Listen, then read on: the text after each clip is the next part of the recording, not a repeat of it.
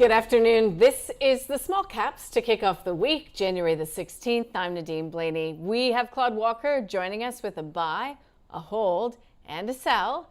Plus, Chris Hulls. He is the CEO of Life360, and he will walk us through its latest path to profitability. Looking forward to that. Also, looking forward to checking in on this market.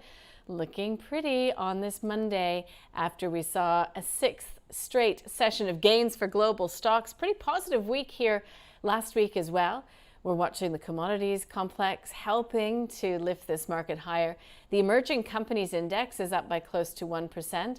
The S&P ASX Small Ords Index is up by about 0.9%. And as we speak, the Aussie dollar is up by 0.5%. It has popped above 70 US cents. So there you go. We've got the US dollar index down to its lowest level since June 2022. We will continue to keep our eye on all the breaking news that happens to push these markets around, including some of the small cap news. So here are some of the small cap stocks moving. Big Tin Can out with an update today. We'll get you the details in just a moment. Kogan is up by 10%. We've got a lot of updates coming from the retailers in the small to mid size of the market. That includes Baby Bunting, which is getting hammered. It's down by 13%. It says that its net profit after tax is set to plunge 59% in the first half of this year versus last year. The company CEO says its nursery category, which is less discretionary, performed well, saying it's implementing a number of changes to remain competitive and deliver value. Big Tin Can, we saw, was the best performer in the small end of the market. It's come out saying it remains on track for its FY23 guidance. It ended last December with ARR, so that's annualized recurring revenue, of $130 million, which it attributes to expansion and new customers, including Pfizer, Alcidion, Jabra, and there's some others as well. PolyNovo says that it saw record first half 23 sales of $27.3 million, not impacting its share price positively though.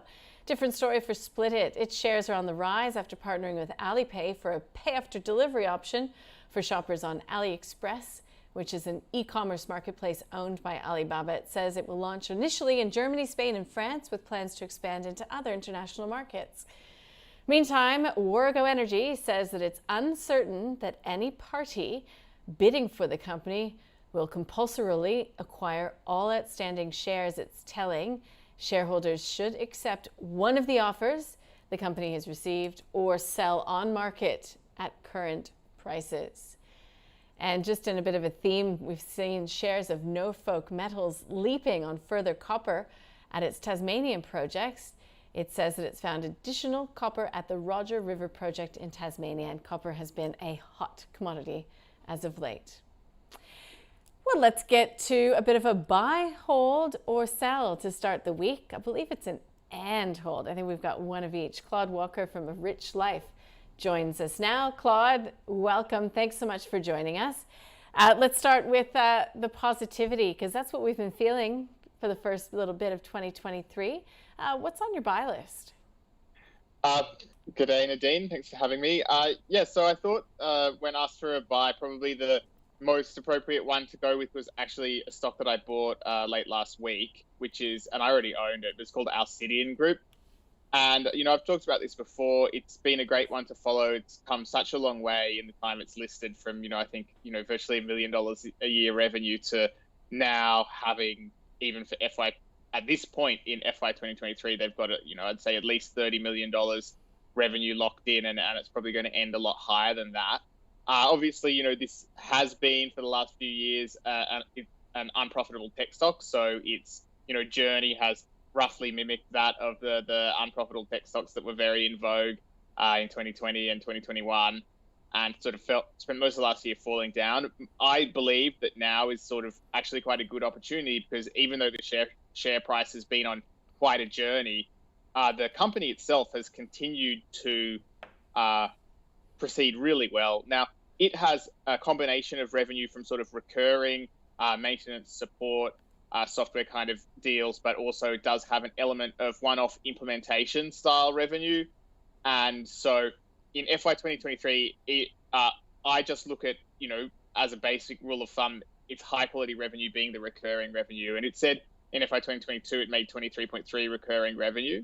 It has about $17 million cash and a market cap of 190 million. So if you call the EV enterprise value, that is around 175 million. It's trading on about 7.5 times recurring revenue.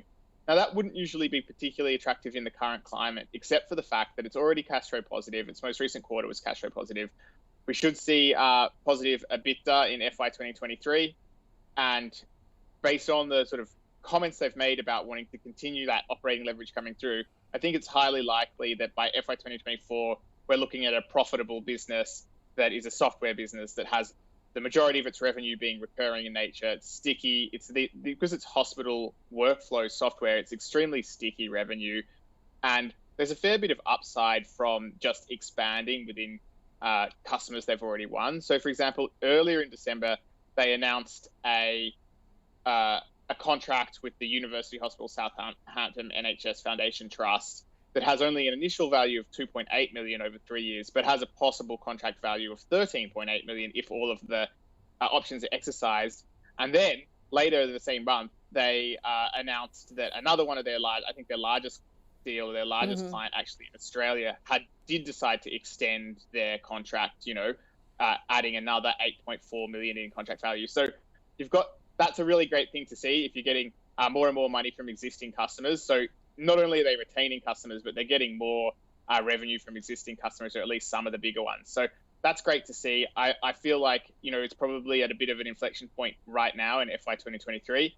Meanwhile, the share price is, way back where it was quite a few years ago. So for me, that's opportunity. I bought some last week and I still like it. Yeah, well, isn't that classic? These opportunities in sell-offs do come to the fore because sometimes the baby goes out with the bathwater. So there is your buy. I'd like to go to the sell, though, because oftentimes as well, when a narrative takes hold or when a story really starts to spread like wildfire, many names can get caught up in the enthusiasm as well. So what's your sell?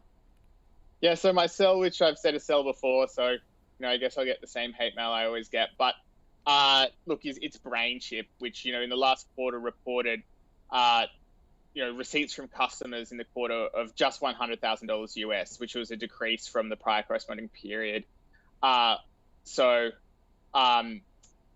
There's not much revenue there at all. It's just generous if you want to say it has any revenue. Technically, it does have revenue, not really that much revenue, especially compared to its market cap of almost $1.2 billion. So I think that's like the key point here is that the market cap is very high compared to the revenue. Like even if we just pretend it had $10 million revenue, it would still be 12 times revenue, way more expensive than Alcidion that we just discussed. And look, on top of that, recent announcements remind me of a feature of their business. The company said that they're going to issue another 30 million shares to LDA Capital during 2023. The issue price of the capital call shares will be 91.5% of the higher of the average daily VWAP of shares over the pricing period, and the minimum price notified to LDA Capital by the company. I don't know what that is, but look, either way, the idea here, this is, Johnny Shapiro read a great article about LDA Capital in AFR a little while back in August last year, but he said, it's been involved in financing some of ASX's most divisive companies, including Brainchimp, Skin Element, and GetSwift, which, having defected to Canada, has this week filed for administration. So, essentially, this kind of deal is using the hype in the share price and the fact that there are retail buyers of those shares to then put those shares onto LDA Capital at a discount to the price that's kind of trading out, and then LDA Capital would generally sell those shares for a profit. And so this means there are lots of people that have a lot of interest in keeping the story good and the share price high. And as long as that happens, they're going to keep on be able to get money for the actual company doing it. It's a great way for them to, use a high share price that's for their stocks very popular with retail traders. And then you use that to get money for the company. So that's going to keep the company nice and cashed up. It's going to keep on going. However, at the end of the day, this is a story that is mostly powered by, retail belief in this story that doesn't have a lot of revenue. It's extremely expensive. And I think you just have to keep coming back to who's the incremental buyer. You see this massive ramp in these retail stocks as more and more retail holders jump in. And of course, 2021 was the ideal environment for it. people were cashed up from stimulus. There were limited things they could spend their money for. We all know there was a massive, speculative time in speculative stocks, and this is probably the biggest speculative one that was the biggest beneficiary of all that. And in fact, it's incredible how well it's held up just based on I don't know how you'd reach the valuation it's currently at based on the numbers that I'm seeing. And I suspect that at this point, if there were an institutional fund or whatever that was to plow into Brainchimp, that could be career ending for that fund manager if this does never actually turn into a profitable story, which is possible. It's also possible it succeeds. We don't know. But the point is, you're paying top dollar for a company that's super unproven. If a fund manager did that and turns out wrong, that could totally be career ending for that. So I don't know who the next incremental buyer for Brainchimp shares is after the retail guys. I think you just need more and more retail guys. Yeah. All right. So that's your sell. What about a hold? So the hold is a topical today, Life360. This worked out well for us, didn't it? Yeah. So, look, it's a hold for now. I don't like it long term, and I'll tell you why. So essentially, I think that the core business in Life360, which is the app, that is quite a good business that I'd be interested in. And initially, when that was its business, I was tracking the company and thinking I might buy shares one day. Then what it did is a couple of acquisitions in particular of Tile, which for me, I consider that to be a diversification. So you're buying a business that's like in the physical hardware. Tile is like those little tiles that allow you to attach it to an item or whatever and then track that down. That's a different economics for that kind of business. It's much lower value than an app that lets you know that your kids are okay. It's more about tracking items. You have to buy physical hardware. They had like 10 million in the last quarter from physical hardware, but that's like generally much lower margin than software revenue. So it just makes the quality of the business worse. And, I think that since they've made that acquisition, probably the share price is telling us something. However, in the last quarter, just focusing on that subscription revenue, it did make 39 million US subscription revenue. Now, if we, allow for some growth, and then convert it to AU dollars, then we probably end up with this company. And I'm not saying I can perfectly forecast what its subscription revenue is, but ballpark, depending on exchange rates, etc., we probably get, a bit over 200 or around 220, 250 million AUD subscription revenue. I'm just talking about that subscription revenue, not total revenue. Now, if we include some of the restricted stock units, this company has about 200 million shares on issue, and that gives it a market cap at the current price of about just under $1.2 billion. So it's probably overly nice to them, but if we subtract the cash, since they're still losing money, the enterprise value is still over $1 billion, 1.05 say. We're talking about 4 to 5 times subscription revenue, maybe being super generous. Let's just say 4 to 5 times. Maybe it could be a little bit different from that. But that is a lower revenue multiple than Alcidion that we discussed, but there's significant disadvantages to their business model versus Alcidion. So, for example, at the moment, in the last quarter, the quarterly loss actually increased from $8 million US in the prior corresponding period to $21 million US. So that's a big loss in the quarter. So they got a lot of work to do. Now, they've said they're going to achieve adjusted EBITDA break even in Q2 of a calendar year 2023. Now, I think they'll still be losing money. And the other thing you've got to remember is the real question to ask is, what does that adjusted EBITDA exclude? Like, how do you get there? So, for example, as I understand it, Life360 is not being too aggressive in capitalizing software development. And one thing that a company can do is they can increase the amount of software development that they're capitalizing, which means that will actually not be an expense in this year. That'll go onto the balance sheet, investing cash flows. And then what happens is that becomes an expense as they amortize that spend over future years. So if Life360 wanted, they could just capitalize way more of their software spend, and that would push them towards adjusted EBITDA break even. And on top of them letting go of 14% of their staff, that could get them to adjusted EBITDA break even. But my question is, how do you get there? So here's my play for this. How I'm thinking is, I think the market feels more positive now. Oh, it's going to get to adjusted EBITDA break even. That's a positive, and that's going to go positive until they actually put those results out. And then I reckon however they get there, I think they'll still make a loss. And once the market sees the details of however they got to adjusted a bit to break even, then it'll be less impressed. So I'd hold it for now, as I think that they've got the right plan, but I think that plan's going to be hard to achieve. So I'd definitely, if I was holding, I'd definitely want to sell before we actually see the results. But it's supposed to be adjusted a bit to break even. All right. Well, Claude, you've been followed by Chris Hulls, who is the CEO of Life360. So we'll leave that thought there. Thanks for joining us today. Thank you for having me. All right. So let's do it, shall we? Chris Hulls is the CEO of Life360, and he joins us now. So you've got a plan to make it to this break-even point. What needs to go right for this to happen? Not a lot does, and it was fun to be following Claude, who I listened to fully.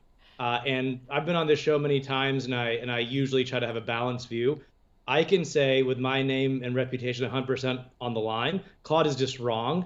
We do not amortize any of our software and development costs. We will be truly adjusted cash flow break even in Q2 without any sort of gimmicks. We do have stock-based compensation, but I can, again, my name 100% on the line, that is happening. It is because we are very much focused on recurring revenue. We have almost all our growth coming organically. It's actually not a very challenging thing to do. I'm guessing Claude's also a little bit newer to our story, because the other time we were cash flow break even in recent memory was actually during the depths of COVID. We lost a bunch of downloads for obvious reasons when people were cooped up. We just pulled back marketing spend. Growth did slow down, but we were generating cash. So there are plenty of risks in the business. I acknowledge that, but this is an easy one for us to make. Okay, so part of that has been done off the back of the strategic changes and the synergies that had to happen with some of the acquisitions that were done. Claude also, I'm totally setting him up, but he called it diversification when it comes to the tiles business. Why is it not? There are two ways to look at it. First off, when we did the acquisition, we were very clear the number one reason we were doing this deal is to sell membership. So it's a bit of a narrow way to look at it, to look at the hardware revenue. On our valuation model, we write it to zero. We don't really mind. We have already seen, not that we think it's going to go to zero as an aside, we've already seen that our conversion on promotions increases 30% by bundling tiles. We also think by bundling tiles will help us move away from in-app purchase to credit card, which has much lower commissions and fees. So we already have that data. Our bundling's coming out in just a few weeks. It's our second phase of the integration. And we all are so on the other side of things, we are a vision-oriented company. We already are running on 13% of phones in the US. We have huge demographic tailwinds. We're trying to have hundreds of millions of users. We also believe that the world is moving to a place where everything you care about, people, pets, things, they will have location in it. So I think looking at the business model, yes, hardware is not as good a business model as software for sure, but that sort of misses the point about what we're trying to be as a company, which is the dominant brand for families everywhere. And that is a piece of it. We're not trying to be a hardware business. We're trying to be the world's leading family network, of which hardware is a piece. In the midterm, I actually agree with Claude. In some ways, we took a very simple and easy to understand business. We made it more complicated. We have to deal with hardware. Those are all very fair points, but we're not going for incremental growth. We really are trying to do everything we can to have even 1 billion users. And I'm not saying we're going to get there, but we truly believe there's a possibility here, given how fundamental our use case is. We cross all geographic boundaries, all socioeconomic classes. And for me as a founder, it's about building out features that tell that story. And I'm a little less worried about the complexity, although those points are fair in the short and midterm. Mm-hmm. Okay, so good. Now, when it comes to the strategy from here, what is now front and center? Because you have been quite good in updating the market as to your plans and the timeline for achieving cash flow positive. When do earnings start? I think we announced in March. We're now an SEC reporting entity, so we are reporting in the US as well. We've obviously finished the year, so we have a pretty good indication how things went, and we did share our updated and reaffirmed guidance with our recent release that announced our workforce restructure. So our overall plans really have not changed. We're continuing to improve the product and the free user experience. We are investing pretty heavily in international this year, which I'm excited about. And then I'm very excited to prove to the market that the early results on Tile hold, and that we do at scale continue to demonstrate how by having this hardware component, we accelerate that membership uptake. Yeah, Chris, I noticed that there was some sort of an outage, and I just saw this on Twitter. I don't know all of the details, but it sounded like it did cross geographies and took days, to rectify in some instances. Potentially even some, some areas have not been rectified. How damaging is that to reputation when you are tracking people, when it is a safety family issue? We have normal outages from time to time. This one was less than a day. Most people was less than 6 hours from what all our data shows. So we don't like when outages happen, but what we find is the more important thing is you communicate to your users. You make sure when someone opens the app, you let them know something's going on. And if you can get that communication and let them know something's happening, it's usually fine. So again, we think reliability is very important and core to what we do, but this was relatively ordinary course. Yeah, okay. And talk to us about the workplace culture at Life360, how you've been able to bring along all of these different people with your plans, with your strategy, given that you had to cut back on headcount as well. Sure. So we have a list of values like most companies. I'll share two of them that are relevant to this conversation. One of them is users come first, and that goes right back to Tile and why we did that acquisition. We have a vision we're trying to bring to life, and when we think about what we're trying to do as a business, we really do start from a customer standpoint. We don't think about what the market's going to like over that midterm period, and that's very fundamental to us. And because people believe in that vision, they're with us even through the ups and downs, even in a tumultuous market. The second value that we have, we call it high intensity, high impact. We expect a lot out of our team, and we are not a 9-to-5. And that does mean we have people that are ready for this type of market environment. And I am, as much as it is challenging from a human level to pull back on people, the valley's getting to wartime. And that's pretty exciting because I do feel there was an overabundance issue. Mm-hmm. People could walk to Google and get paid huge amounts of money to work 30 hours a week. And now to be in tech world, you have to have that fight in you. And quite frankly, I like that piece of it. So we've done quite well in all this. And going back to the numbers and our pulled in guidance around cash flow break even in Q2, we're rallied about that. And we are able to tell the team, unlike many of our tech brethren in this, say, $1 billion market cap range, we don't need investor money to survive, thrive, or grow. We generate cash. And we have come out of a period where many companies would spend $2 to make $1, and that was never us. And on some of the interviews I've done with you and others, we've made the prediction that there is going to be a strong delineation between companies that are more value-oriented growth versus growth that just need ongoing cash infusions. And so I think we are going to be recognized as a company that's been very prudent, has this great organic growth that hasn't been reliant on an ever-increasing bull market. And while, of course, we would rather that we're back to the 2021 days from a market dynamic standpoint, we're very well positioned to weather any macro storm. Chris, it's been a pleasure to have you join us once again. Thank you, as always. And for what it's worth, and I'm putting this out because this is public on Twitter, Claude Walker says some good answers by Chris from Life360. In my opinion, he thinks the overall plan is a good one, albeit not that easy to achieve. So that was an interesting dynamic, having those two together, and it actually was not pre-planned, just to put it out there. Stay with us. Where else could you find two interviews like that back to back? Thanks for joining us. Don't go anywhere. We'll bring you more on crypto, which has had a big weekend, next.